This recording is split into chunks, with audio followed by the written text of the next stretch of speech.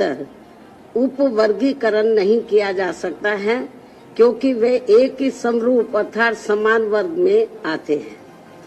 माननीय supreme court ने वर्ष 2004 के अपने निर्णय में ये भी कहा था, चूंकि अनुसूचित जाति और अनुसूचित जनजातियों के लोगों ने जो अत्याचार सहे हैं वह एक वर्ग और एक समूह के रूप में सहे हैं तथा यह एक बराबर का वर्ग है, जिसके भीतर किसी भी प्रकार का वर्गीकरण करना उचित नहीं होगा। माननीय सुप्रीम कोर्ट ने अपने 2004 के निर्णय में ये भी कहा था कि अनुसूचित जातियों और अनुसूचित जनजातियों के भीतर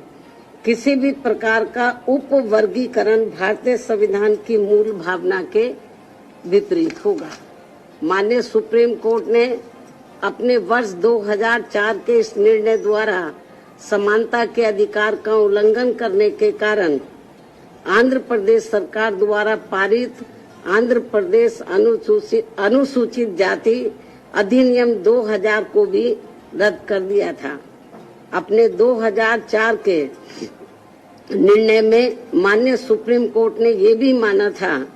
कि ये वर्गीकरण इन जातियों के भीतर अलग अलग व्यवहार करके समानता के अधिकार का उल्लंघन करेगा। और अब माननीय सुप्रीम कोर्ट अधिनियम 2000 को भी रद्द कर दिया था। अपने 2004 के निर्णय में माननीय सुप्रीम कोर्ट ने ये भी माना था कि ये वर्गीकरण इन जातियों के भीतर अलग अलग व्यवहार करके समानता के अधिकार का उल्लंघन करेगा। और अब माननीय सुप्रीम कोर्ट के 7 जजों की पीठ ने 1 अगस्त 2024 के निर्णय से सन 2004 के निर्णय को पलट दिया है,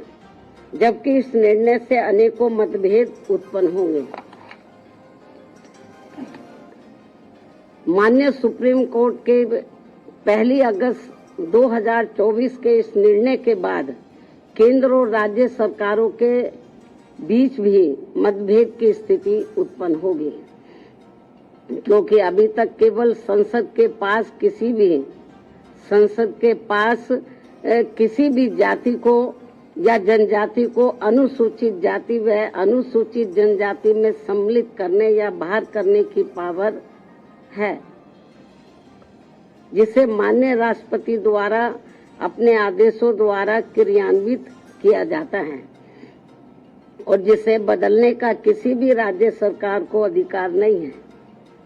परंतु अब 1 अगस्त 2024 के इस निर्णय के बाद जहां जो पार्टी सत्ता में होगी